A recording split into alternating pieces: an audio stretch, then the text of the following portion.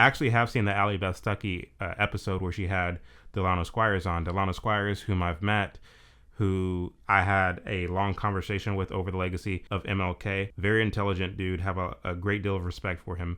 I saw the interview, and in fact, a number of people have shared the link with me through DMs and text messages asking if I've seen it. Yes, I have seen it. I think anyone who tunes into the interview without having any knowledge of the seldom talked about side of Martin Luther King might be inclined to say, well, this interview between Squires and Stuckey kind of strikes this middle ground. I don't really see the need to be on either side of this, to be like an apologist for everything that MLK believed, but also dissect him and his theology in a way that someone maybe wouldn't be willing to do for Jonathan Edwards.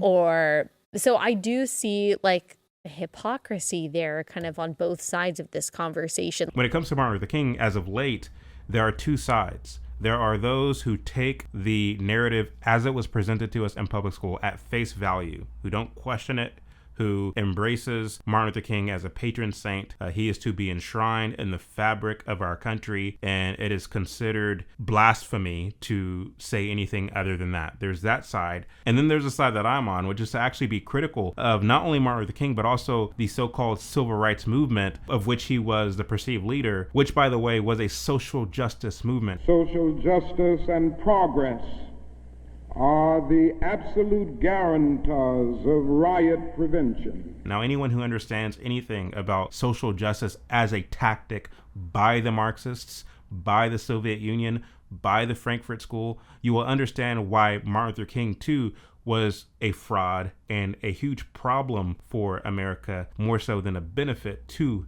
America. These are important factors that are just left out because we want to focus on this version of Martin Luther King as it's presented to us in our public schooling, as it's presented to us in the justification of the fact that we have a national holiday which commemorates him. President Reagan went ahead and signed a Dr. Martin Luther King Jr. national holiday bill. Just 2 weeks ago, Mr. Reagan said he would have liked an unofficial holiday. I would have preferred that, but since they seem bent on making it a national holiday, I believe the symbolism of that day is important enough that I'll sign that legislation when it reaches my desk.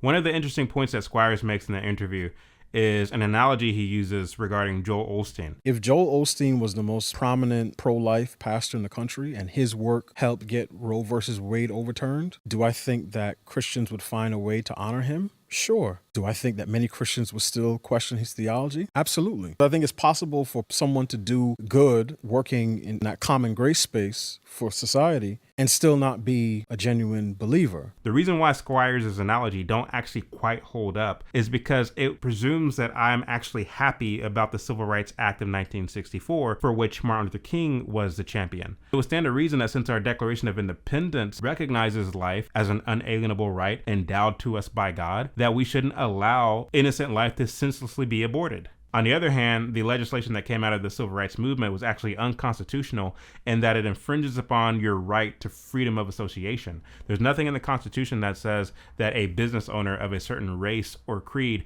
has to serve a customer of another race or creed. If you as a consumer feel as if you're being discriminated against, you're well within your right to go patronize another business, or even better, start your own business to compete against a business you don't like. This was actually happening prior to the 1960s.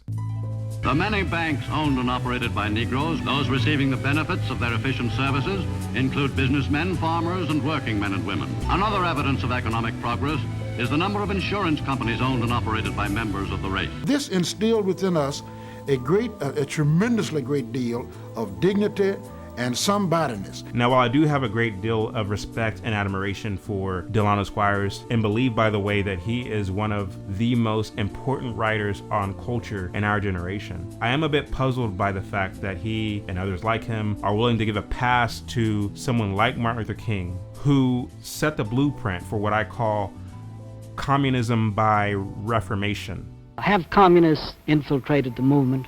I certainly don't think so, Mr. Spivak, and I would like to vigorously deny that. I have no evidence for such an accusation. One of the main things they say is that, he was a Marxist, and I would always ask people, well, what evidence do you have of that? Like, show me where he promoted Marxism. And in fact, What I've seen from his record is he said, no, I'm against Marxism, I'm against communism. Typically, when folks think of a communist, they think of a card-carrying advocate for a sudden and abrupt revolution, a sudden and abrupt uprising of the proletariat to overthrow the system, overthrow the government. This is typically what people think of, including, I would say, Delano Squires. When they do that, it creates a pathway for the more patient, the more clandestine, the more covert Marxian strategist who employ a slow march through the institutions. He talked about redistribution of wealth to his staff. He didn't do it primarily in his speeches because of the kind of anti-communism spirit that was so deep in America at that time. He was talking about restructuring everything. Again, communism by reformation. We've seen examples of it in the FDR administration with the New Deal. We've seen examples of it over the course of the 20th century with the various waves of feminism. We've seen it with the civil rights movement. We've seen it with the hippie movement, the free love movement, the so-called anti-war movement. We see it now with the climate change hoax.